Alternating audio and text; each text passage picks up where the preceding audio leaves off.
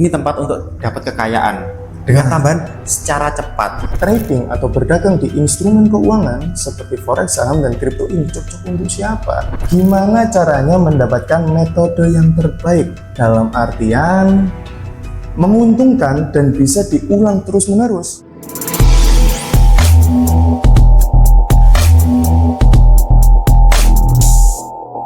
Selamat datang semuanya di Trader Century. Balik lagi bersama gua Rangga Aksana Dan aku Novel Rehan. Dimana kali ini Bro Ray, kita akan ngebahas apa itu perbedaan antara bisnis retail dan juga trading di instrumen keuangan kayak di forex, di saham, dan juga di kripto.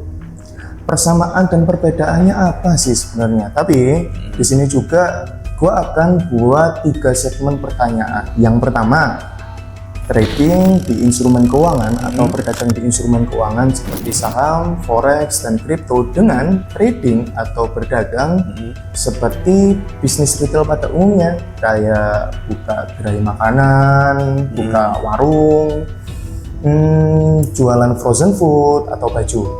Itu yang pertama. Yang kedua, sebenarnya trading atau berdagang di instrumen keuangan seperti forex, saham, dan kripto ini cocok untuk siapa? Oke. Ya kan, pastikan nanti ada pencocokan. Apakah aku cocok gitu? Karena kan setiap orang punya minat yang beda-beda ya. Punya minat yang beda-beda, dan ada loh banyak orang itu yang masih meraba-raba. Ya. Oke. Terus yang ketiga, gimana caranya mendapatkan metode yang terbaik?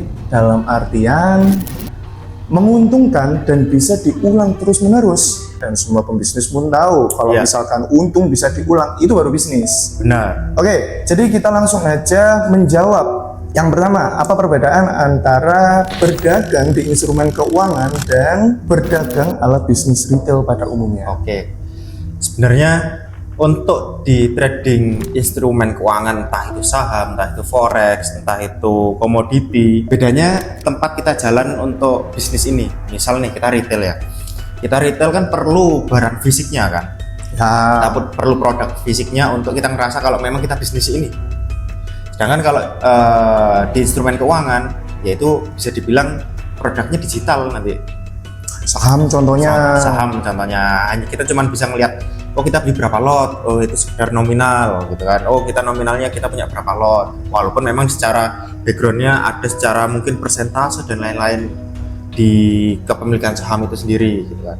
Nah, bedanya apa sebenarnya core dari retail sama kita trading di instrumen keuangan itu plus minusnya secara teknis menjalankannya. Misal nih, kita di bisnis retail kita perlu punya karyawan misalkan. Misal nih kita produknya makanan, kita harus mikirkan bahan bakunya, awetnya berapa lama misalkan. Terus kan kita kalau retail kita harus ada pembeli, kita harus nyari pembelinya sendiri kayak gitu kan. Jadi bisa dibilang untuk jalannya sendiri tetap sama-sama effort. Benar. Tetap harus ada effort, bukan berarti kita bisa handle sendiri jadi males-malesan. Benar. Tetap ada effort, cuman bisa dibilang lebih simpel aja karena hubungan kita sama orang luar ini minim. Benar. Ya kan? Minim banget gitu. Bedanya kalau misalkan retail kita harus menemui terus-menerus kan. Benar. Walaupun jasa sekalipun, kita kan harus ada yang namanya contoh customer service ke calon klien. Benar. Gitu. Yang mana kalau misalnya forex, misal nih forex ya, siapa klien? Ya. Nah, sekarang kita sudah masuk ke pembicaraan yang plus minus, Bro Ray. Yang artinya kita langsung aja tarik ya, karena tadi di pertanyaan yang pertama udah cukup menjawab lah ya. Intinya perbedaannya ada di fisik barangnya nih. Benar. Tapi secara keseluruhan perbedaannya itu sesimpel kayak tradingnya di mana. Kalau misalkan trading nasi goreng, sudah ada bentuk nasi goreng. Kalau misalkan trading instrumen keuangan, ya kita berdagang di instrumen keuangan ini. Basicnya trading itu kan artinya jual beli. Ya tinggal kita jual belinya di mana gitu loh. Itu doang intinya. Intinya di situ. Oke. Lalu sebenarnya trading di instrumen keuangan atau berdagang di instrumen keuangan ini cocoknya untuk siapa sih? Kan tadi kita sudah bilang ya kalau misalkan nggak perlu ada yang namanya marketing, sedangkan kalau di luar sana bisnis retail itu core-nya juga ada di marketing. Iya. Sebagus-bagusnya barang nih nggak bisa marketing, ya sama aja nggak ada yang beli kan. Iya. Kayak gitu. Terus yang kedua, kita nggak perlu bingung karyawan, ada karyawan nakal, sedangkan cuman kita sendiri, ada laptop, ada wifi, udah jalan, Nah, ya kan? Tapi apakah tetap effort? Ya tetap harus effort gitu. Iya. Nah, dengan semua kelebihan dan kekurangan ini, cocoknya untuk siapa menurut lu? untuk semua Semua. orang. Tapi tergantung dari bagaimana karakteristiknya orang masing-masing. Oke. Karena ada nih orang yang memang dia ngerasa dia bisa jual benar-benar berbisnis ketika dia jual barang fisik nih. Oke. Dan dia berbaur dengan banyak orang. Kenapa aku bilang semua? Karena semua orang yang mau cari simpelnya dan minim interaksi dengan lingkungan sekitar. Jadi simpel yang dimaksud ini bukan effort kan? Benar, lebih ke full dia yang kontrol soal apa yang dia perjualbelikan. Oke, ini untuk orang yang lebih simpel aja, simpleman lah ya. Kita tetap ber-effort. Nah, yang gua bahas sekarang ini adalah, ini pertanyaan awam ya sebenarnya. High risk atau middle atau bahkan yang biasa-biasa aja risikonya. Kalau trading instrumen keuangan ya khususnya ya, secara resiko banyak orang yang bilang nih, oh kalau di saham resikonya menengah, kalau di forex resikonya tinggi, high risk high return. Tapi sebenarnya semuanya itu kembali lagi ke manajemen resiko gitu. Nah itu makanya kenapa aku bilang kontrol penuh itu ada di yang jalanin tradingnya ini sendiri.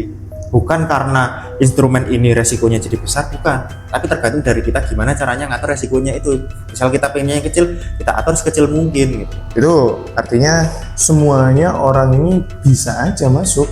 Entah dia risk taker, bukan risk taker ya, risikonya tinggi ini, profit risikonya tinggi atau menengah, bahkan yang ke bawah, itu bisa disesuaikan semuanya. Benar. Tergantung sama orangnya. Nih kan ada nih mereka yang bingung nih, ini profil resikonya seberapa dengan modal yang mereka punya. Nah, dan mereka pun paham mungkin ya, dan gue yakin mereka juga paham kalau semua model usaha mayoritas itu membutuhkan modal.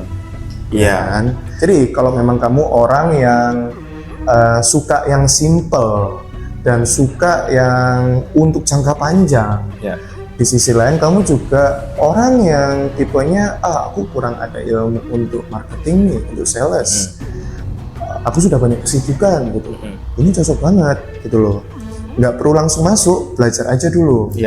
Oke? Itu udah cukup menjawab untuk pertanyaan yang kedua, cocok untuk semuanya. Asal tetap ada effort.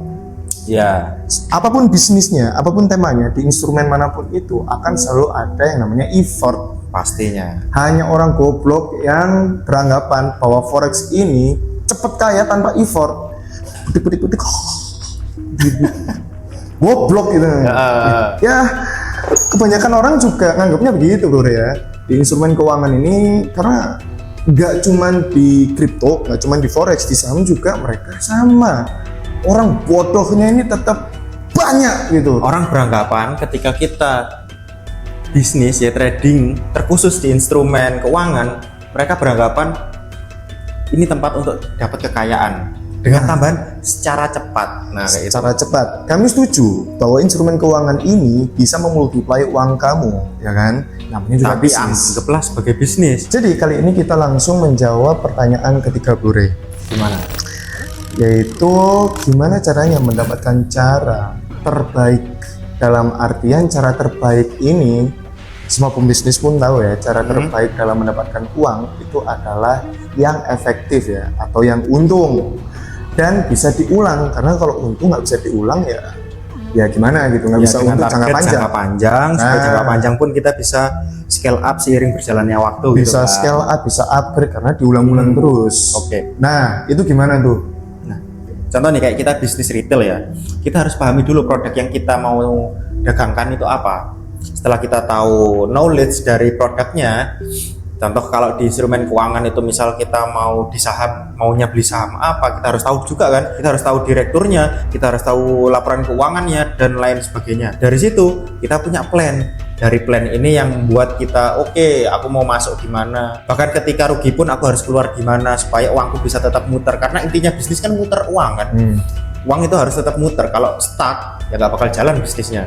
Dari situ kita tinggal ngatur resikonya. Oke, aku punya modal segini, kira-kira berapa yang harus aku resikokan, karena yang namanya bisnis pasti kan ada resikonya kan. Berapa resiko yang sekiranya aman buat aku pribadi. Dari ketiga itu sudah lengkap, otomatis ya tinggal di repeat asal kita bisa konsisten. Nah, jadi pada intinya kalau kita mau mencari metode terbaik apapun instrumen keuangannya, Ya, kita masuk dulu untuk mempelajari dulu, karena kalau kita jalan dan nggak tahu apa yang kita jalani, justru itu resiko terbesarnya, benar. ya kan? Itu bisa pedang bermata dua. Pedang bermata baiknya pun itu karena luck, Ya. faktor luck. Yang aslinya ini pedang buruk banget. Lu ngapain perang pakai pedang yang bobrok? Bodoh itu namanya. Jadi kita masuk untuk belajar dulu. Yang pertama. Yang kedua, kita buat plan. Karena kita belajar, kita punya plan. Itu otomatis manusia itu begitu tuh. Ya. Langsung berpikir nih dari apa yang dipelajari.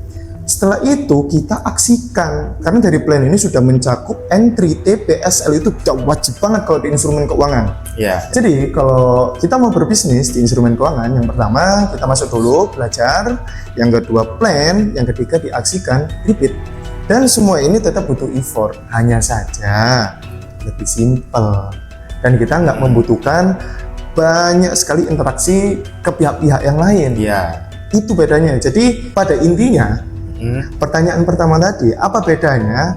Bedanya adalah kalau di instrumen keuangan ini lebih simpel dan produknya ini nggak bisa dinyatakan kita lihat langsung gini. Kalau misalkan kita jualan frozen food misalkan, gue bisa pegang dong produknya, Ya. ya kan? Sedangkan di instrumen keuangan itu nggak bisa, walaupun ada datanya, kayak beli saham kan ada Ya. datanya tuh. Nah, terus cocok untuk siapa? Cocok untuk mereka yang berani effort tapi tetap simple, ya kan? Nggak FOMO. Percaya sama gua, FOMO itu nggak cocok pada segala hal ya. Bodoh, Bahkan bisnis retail sekalipun nggak cocok. nggak cocok, bodoh gitu. Lu mau jalan apa aja cacat jatuhnya, karena lu FOMO. Orang FOMO Benar. itu keseringan jadi kutu loncat bro, ya kan? Di bisnis retail nggak cocok, jadi trader saham nggak cocok, trader forex dia loncat-loncat terus tuh. Ah. Dan itu kebodohan manusia yang paling bodoh, mega bodoh tuh. Sedangkan waktu adalah aset yang paling berharga, Ya. ya kan? Lalu cara terbaiknya gimana untuk mendapatkan keuntungan yang besar dan bisa diulang berkali-kali? Pasang SL, pasang TP, ya kan? Ya. Tentu sebelum kalian tahu tentang SL dan TP, apa itu entry juga pelajari dulu. Karena dengan begitu teman-teman punya plan sendiri. Setelah punya plan, aksi, repeat. Sesimpel itu. Dan harus konsisten ya, karena kadang apa ya, minusnya kita trading di instrumen keuangan ini, minusnya itu kita kontrol diri kita sendiri. Padahal udah kita nggak ngurusi orang, kita tinggal kontrol diri kita sendiri. Kadang kebanyakan orang gagal di situ. Jadinya karena kita nggak terkontrol, jadi malah gambling. Benar. Padahal awalnya udah bener nih. Udah punya plan seperti apa, ternyata lepas SL-nya biarinlah turun. Nah, sedangkan dia udah menyalahi arti dari bisnis ini sendiri. Bisnis itu kan gimana caranya uang ini bisa berputar, berkembang. Lah ini udah lah nggak berkembang, uangnya diem lagi. Nah, itu kayak gitu. ini otaknya full berkembang biak kali dia. Jadi bodoh gitu. Intinya begitu teman-teman ya. Jadi kira-kira begitu. Untuk teman-teman yang mau berinteraksi langsung dan belajar bersama kami dengan komunitas kami, langsung aja masuk ke Discord yang sudah kami sediakan, ada di deskripsi. Di sana ada banyak link Bro Ray, dan juga ya kita sambil belajar tipis-tipis masuk ke dunia instrumen keuangan itu gimana. Karena kalau kita nggak belajar langsung jalan, justru itu yang salah. Ya. Dan kebanyakan orang ngejalanin itu sebenarnya dibilang salah. Jalan yang lebih baik adalah ketika belajar dulu. Tapi dia nggak tahu nih, dia nggak punya knowledge-nya sebenarnya dia ngapain di sini. Yang ada malah habis uangnya atau rugi bahkan bangkrut. Tapi yang disalahin tempat untuk dia perjualbelikan. Forex-nya yang salah. Forex-nya yang salah, sahamnya yang salah. Sahamnya mungkin- bodoh. Nah, kayak gitu. Sedangkan dia sendiri nggak punya knowledge-nya di situ. Padahal yang klik juga dia, yang transaksi dia nggak punya knowledge-nya, boncosnya di situ kebanyakan. Itu dia pentingnya komunitas, biar kita bisa tahu informasi terkini.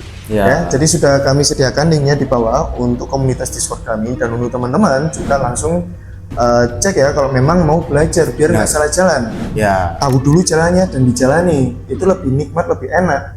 Dan juga kita bisa langsung ngobrol bantuan nantinya. So kira-kira Bro Ray, video kali ini sampai segini dulu aja. Oke. So untuk teman-teman, gua Rangga Aksana, Dan aku Novarean. kami pamit dulu. Let's grow together and see you at the next time.